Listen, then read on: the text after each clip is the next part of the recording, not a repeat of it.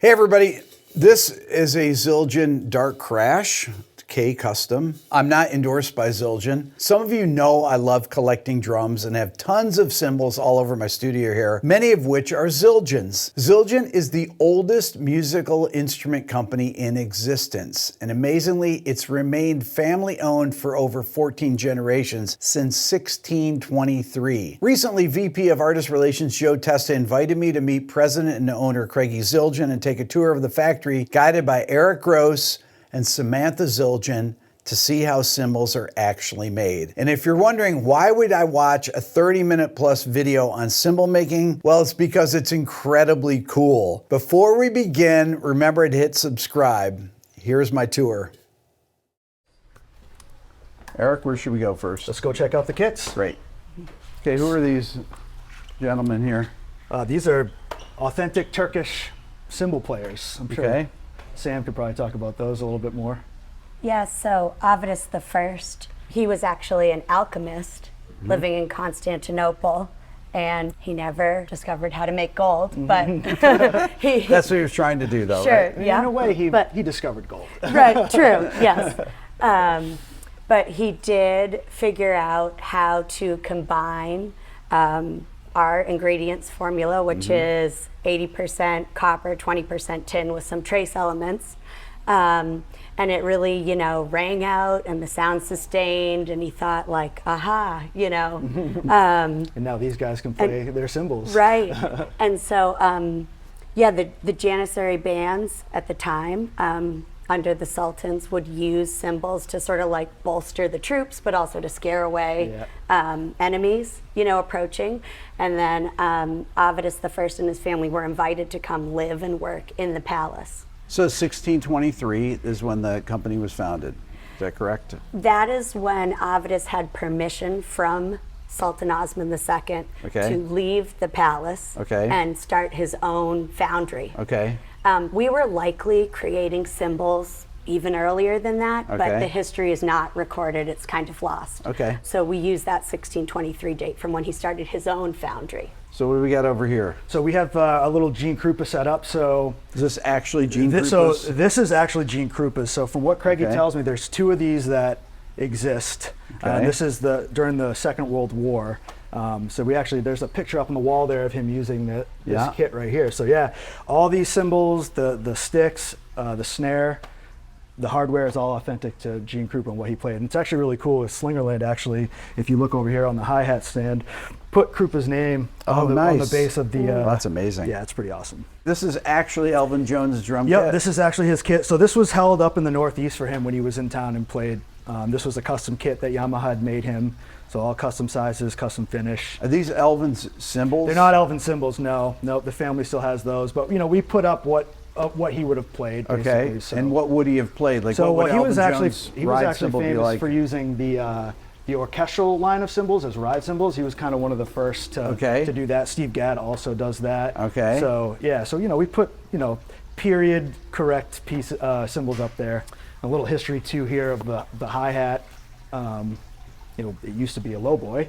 When the Zildjians came to America, working with all the drummers at the time, they brought it up and made the hi-hat. This is not a Ringo kit, but it's a... Ringo replica kit, yep. So looks like Ringo signed it. Ringo did sign the heads, yep. So well, it's good enough. Hey, it may as well be. Exactly. And what did Ringo use? What kind of... he was using A's. I mean, back then, yeah, primarily like when Zildjian came here, we were making A-style cymbals. So he used A cymbals. So like we always use, when, you know, 64 when they played the Ed Sullivan show. So 60 style A's is what we generally use for when we're doing like. Are these actual cymbals from that era? Oh yeah. Yep. Do you guys have a vault with cymbals from different eras? We do have a family vault, which we can talk about when we get down the hall. We'll show you on the tour. Yeah. And do you know what the composition is of the different cymbals from the different eras? Composition as in like the mix? And have the metals changed at all? They haven't actually. It's always that 80-20 blend, but sort of the proprietary secret is the way that we melt the metals together. Even to this day, only the 5 employees that work in the melt room and then a handful of family members have know the secret, and I've only actually very recently been in the melt room myself at age 38, okay?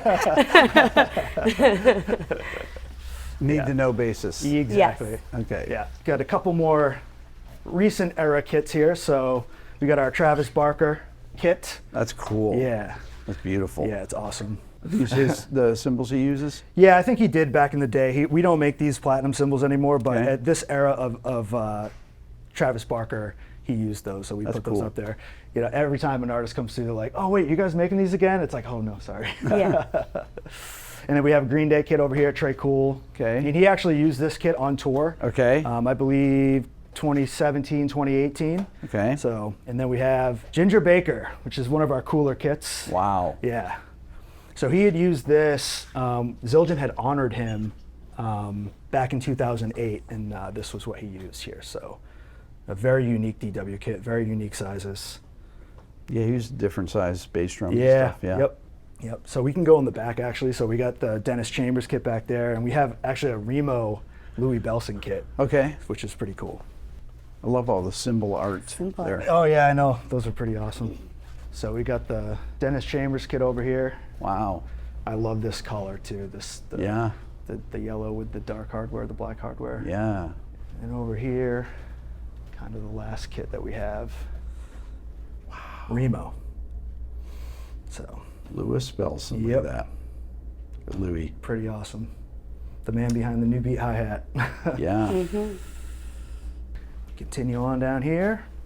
We have one of the coolest kits that we have here, the Buddy Rich kit. So this is an actual Buddy Rich kit. So Armin Zildjian and Buddy were very good friends. Okay. As the story goes, Buddy was visiting him his last time they saw each other before he passed, and he said, "I have your drum set," and he asked him to take care of it. So we have that here today. Wow. Everything about this kit is original except for the cymbals. They're just the A's that he played at that time. All the hardware, all the cases, the throne, everything is authentic to Buddy. So, Beautiful. yeah. And then we have the Drummer's Lounge. Okay. The famous Drummer's Lounge. You guys want to come in here?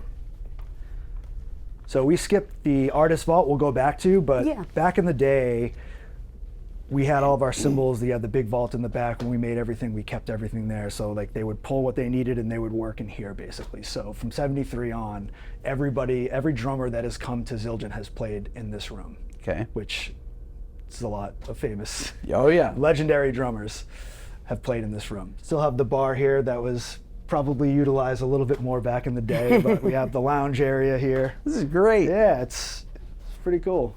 This whole place is very cool. Hang out. I know. Like the whole building. Yeah. All right. So this is our Artist Vault. So this is where we hold all of our cymbals here, and when artists come in, this is where we work with them. So after you guys. Oh man.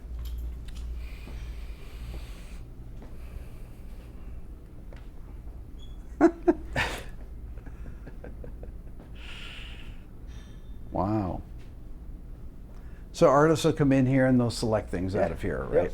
Or if they need me to pick something for them, I can just come here and, obviously we have multiples of every cymbal here, so we have choices to choose from. So some artists might want a heavier K-con, lighter K-con, higher pitch, lower pitch, so we're able to kind of work through that here and send them what they want. And how do you have things organized? How do you know if they say, I'd like this particular cymbal, but how do you know where everything is? Yeah, we have everything by line. So we have our K-cons are here. Yeah. We have our K-customs are on this wall over here. All of our A-customs, the Ks are in the back. Okay. I spend a lot of time in here, so I could probably put a blindfold on and find everything I need to. But Z-customs are over here. All of our As are over here. And we have some of our S and effect stuff over on the other side. So. Okay, so let me ask you some questions here. Okay. Just some technical questions for people, because I have a lot of people that don't know anything about drums. Or tell me about the different lines of cymbals. Like when you're saying K, people don't know what that means, or A, or... So in general, to make it as easy as possible, Ks are darker, As are brighter.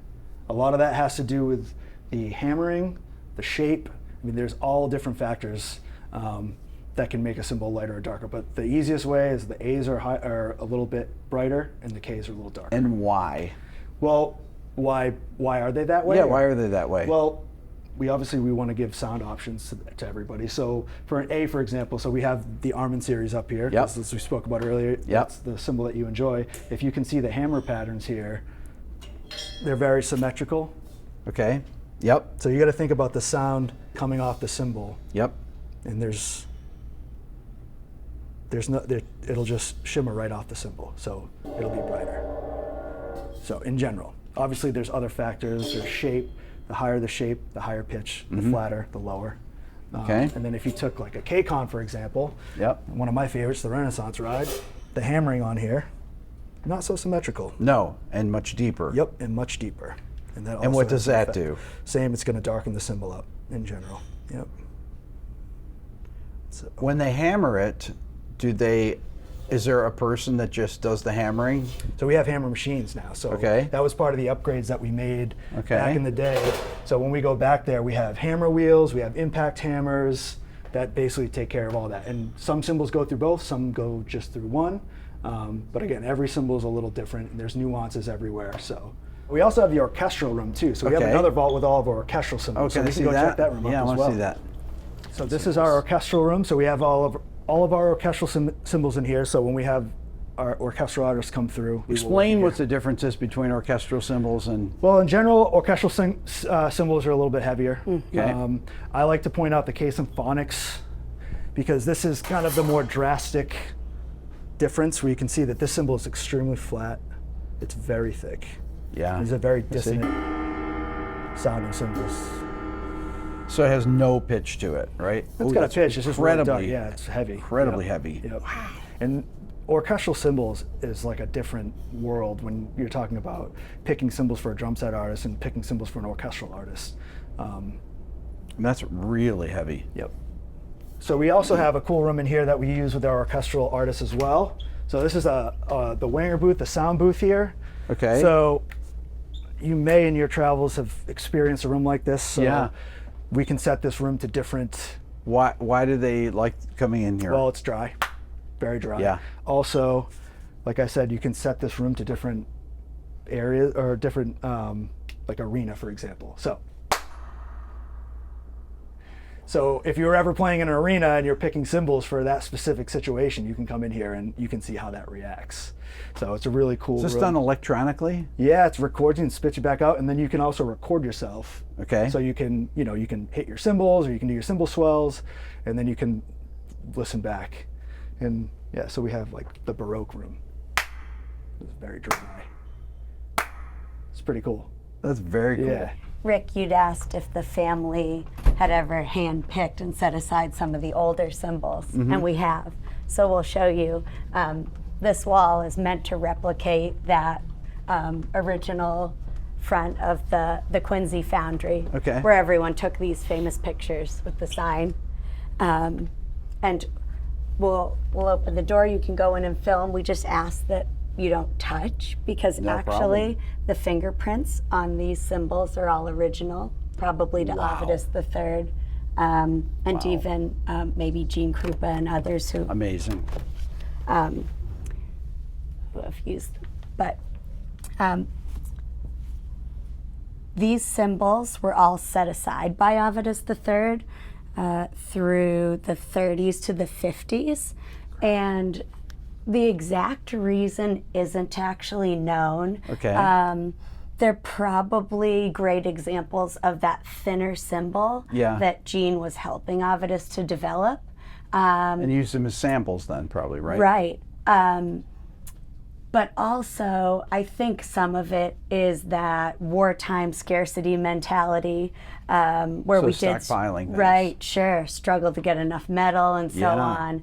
And Avidus also lived through the Great Depression and some of those bank failures, so he was sort of known to maybe like have put some stuff away for a rainy day. Oh yeah, just in case. But these are great examples of starting to produce those thinner cymbals with Gene's influence in the R&D process. Factory time? Yeah. Cool. Thank you. All right, step one. So this is our foundry. Okay, this is where we're melting and pouring all of our metal and our castings. As you can see, there's nobody allowed in there when the red light's on, so they're likely pouring today and making our castings. And our castings will look at, they're taking some out right now. So all of our castings are weighed out. So we have heavier castings and lighter castings. So these will eventually be Cymbals. Yeah, yeah. We'll go over the little thing. Yeah. We'll show you that in a little bit, but we can go over here to check out the castings. So like I said, all of our castings are poured for weight. So we have 14 to 16 pound castings over here. Obviously that'll be a big cymbal. Yeah. And then we have our lighter castings, so 2.5 and 3 is about as light as we get, and those will be much smaller cymbals. Then we got everything in between. So basically when we're ready to pull, you know, whatever it could be, 14-inch cymbals, they might pull a 4 or 5 pound, whatever they need for that job, and they'll bring them to the ovens, and then they'll start getting rolled out. You'll get your hands a little dirty, but you're not wearing white, so you'll be all right. Wow, that's incredible. Yeah. How hot does when you have them rolled out, how hot does it have to be? 1,500 degrees, I believe, is our oven. Wow. Ring out like a bell. That's cool. Yeah.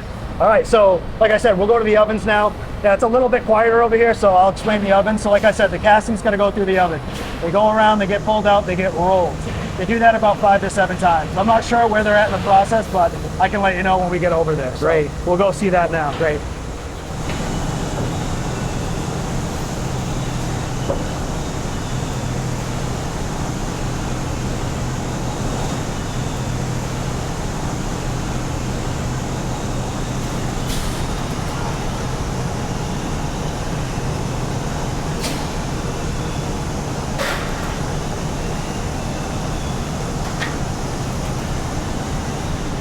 What's he doing there? Just making sure that it's at the right thinness they need for 15-inch K-hi-hat tops. That's what they're making.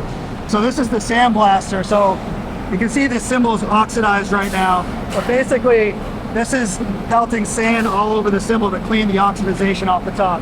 So if you take a look at this cymbal here, and then if you look at it post sandblasting, so you can see how much cleaner that cymbal is.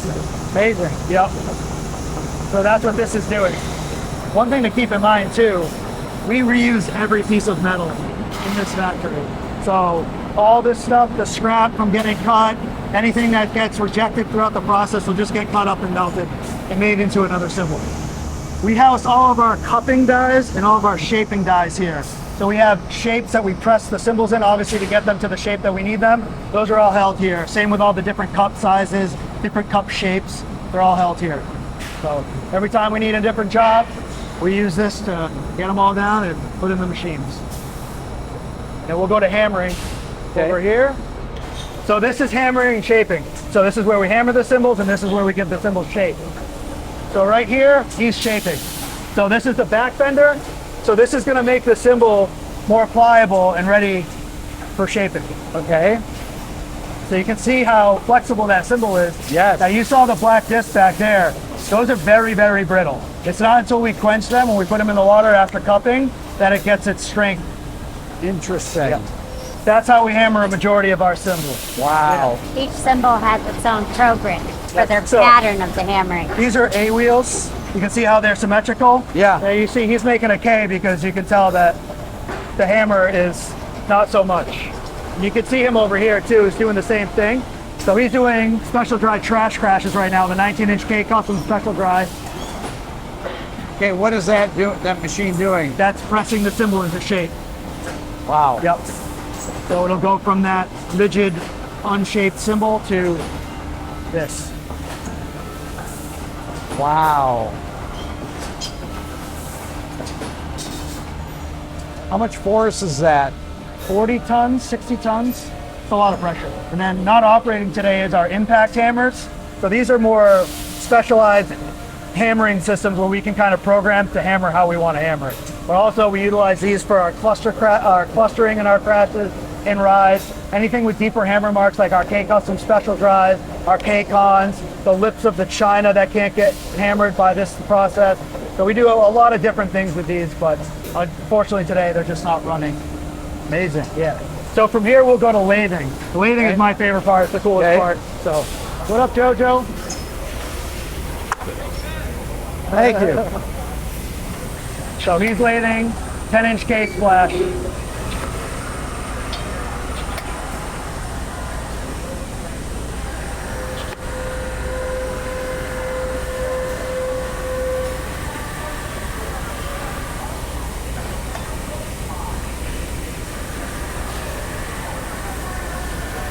And all these pipes here are sucking air up so they can catch all the scrap, and it'll go out in the back, and again we'll use that to remelt and also clean up all this after the shift and remelt everything that we can. And every cymbal has a weight range we're trying to hit. So as long as it's within that range, we're good to go. I mean, that's a lot of hand work done there. Oh yeah, yep. Yeah, there's automation parts of this, but with like K-cons, Kurywchak, those cymbals, they all have to be hand laid. And he's doing a K-custom top back here.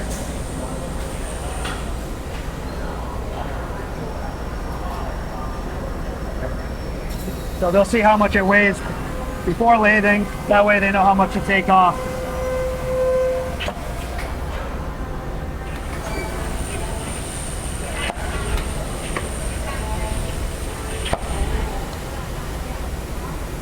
Let's go check out what they're lathing over here.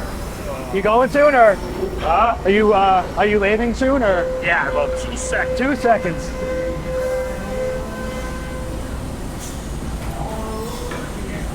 The lathing's very quiet. What's that? The lathing is very quiet. So they're not lathing K-cons or anything with the deeper hammer marks. That's when things can get really loud. You got to think of the lathe tool gliding off the hammer marks. If they're not very deep, it's not going to make a lot of noise. So, but the K, like a 22-inch K-con, you hear it. It gets very loud.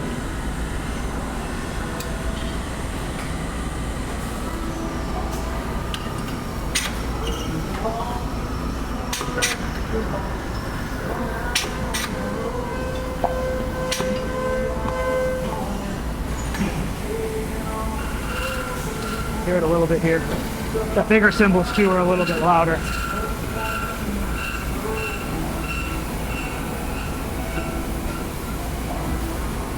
Wow.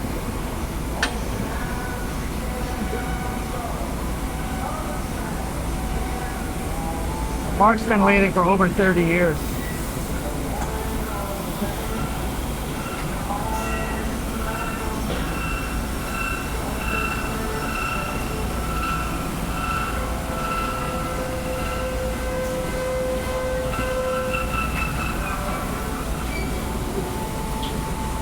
Amazing.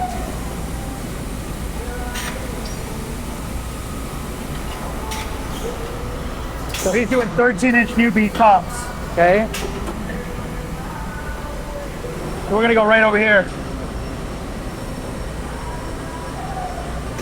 So this is edging. So you've noticed all the cymbal edges have been extremely sharp. Yeah. So this smooths out those edges and brings the cymbal down just to the right size. So that's what he's doing here. Very simple, but important process.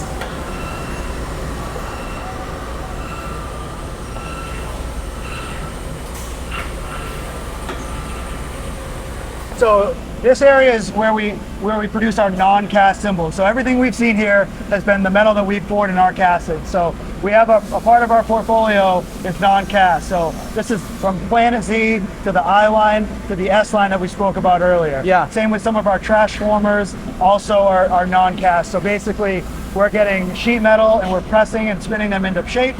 Some of them get lathed and then they move on. So it's a much quicker process and it allows us to kind of, have a more affordable cymbal in our catalog for beginner drummers just starting out. So, and we can go here and you can see how that process works. So we have the backing here that has the hammer and lathing marks pressed into it. Got it. Like I said, some of these are lathed after the fact as well. It's mainly for hammering right here, you'll see.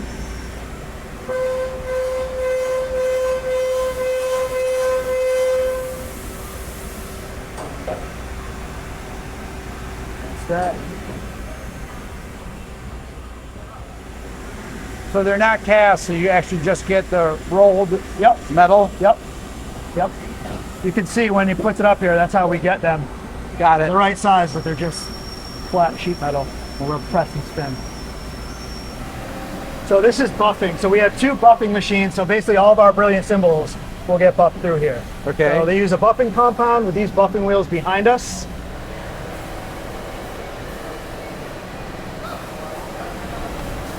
And they come out looking nice and shiny like Dave has over here. So this is our coating process. Okay. So all of our cymbals, except for our brilliant cymbals, get a water-based polyurethane coating on them. This prevents tarnishing. So the cymbals are traveling overseas, we put them in those plastic bags, the humidity changes, can all cause tarnishing marks. This prevents most of that without affecting the sound at all. So this is where we coat all the cymbals. All right. Thank you.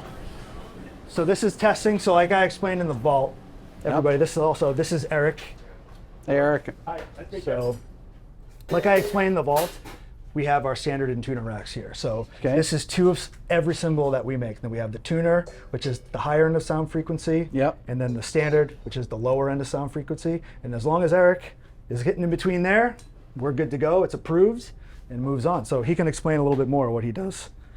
So like you said, we use a sound range to test all of our cymbals, which by the way, our cast cymbals are tested 100%. Every one. The buff cymbals are tested twice because they get tested before and after buffing, because buffing can sometimes change the shape, but it also brings up defects that we might not necessarily see beforehand. The way that we test our cymbals is with that rack right there. Like you said, that's our tuner and standard rack. That has 2 cymbals of everything we make in production currently. Okay. And that provides our sound range that we use. And essentially, I just go from there. I've got drumstick and a couple of cymbals. So what I use is the 18 A medium thin crashes to show off the range because they show it off really well. So this is the standard, which is the lesser level of quality that we want to let out. It's a decent cymbal and it does its job. And this is the tuner, what we're trying to make every time. Much better at doing its job. Now they're both perfectly good cymbals. Some drummers want that trashy or dirty sound, and some drummers want that nice, crisp, clean ring, and we deliver them both and everything in between. And ultimately, as Eric said, if they fall within that range, then they're good to go. And that's pretty much is it. It's just me, drumstick, a couple of cymbals in my ears. Amazing. Yeah.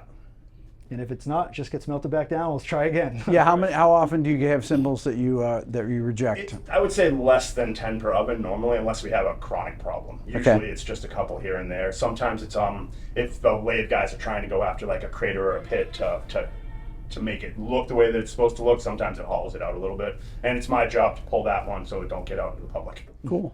But ultimately, the guys are really well trained. They're all dialed into what they're doing, and a lot of the stuff that I get it's right on the money for the most part. Nice. Yeah, it makes my job a lot easier. Yeah. I'll agree with that. Excellent. Yeah. Cool. Very cool. Awesome. Thank you. Thanks, Eric. Appreciate it, man. Yeah. Thank you. All right. Okay, so where do you do the etching? Here we go. So like I said, 94 we started laser etching our trademark. We also started dating the cymbal back then. So the trademark and the serial number start with 2 letters.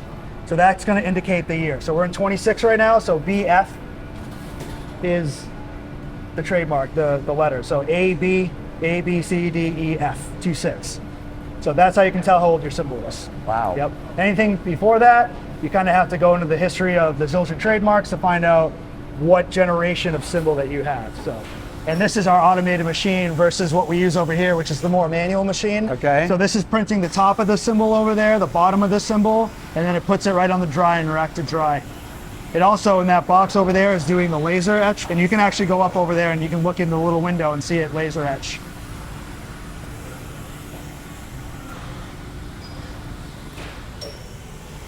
I mean, when were all these robots built? This is 2010. And you have someone that maintains all this stuff? Yeah, we have a maintenance team that works 3 shifts. They're working all the time. These machines get used a lot, so of course, wear and tear, it's going to happen. And we just finished our yearly shutdown, so we close down for 2 weeks during the summer, and that's when maintenance can really work. And they go through everything and make sure everything's working properly. You want to go see the laser trademark get put in? If you can peek your head right through there, and you'll see the trademark get put in.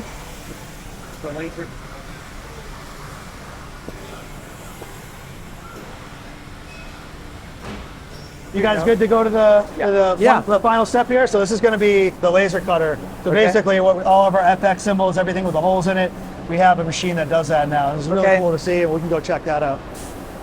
So he's going to be putting EFX holes in our cymbal here. So we just prep the cymbal and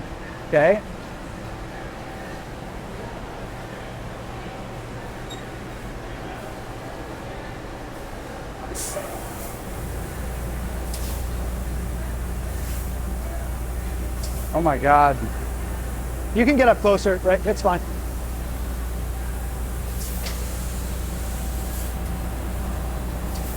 Pretty cool. Fun to watch. That thing will do a number on you. Yeah. Oh my God. What is that? That's a laser? Yeah. Fiber laser. That's incredible. That's cool.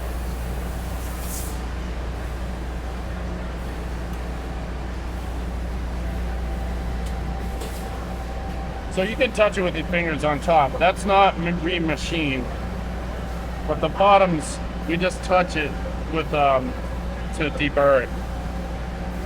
That's when you do get an exit wound. Yeah. So it does have a little bit of a burr. Yeah. There you Amazing. go. Yeah. Totally cool. Awesome. Thanks, Tom. That worked out well. You got to see everything. Nothing was omitted. I'd like to once again thank the great people of Zildjian for inviting me for the tour. Let me know if you'd like to see more factory tours like this. It's fascinating to me. I love to see how instruments are made. Leave a comment, hit subscribe. Thanks for watching.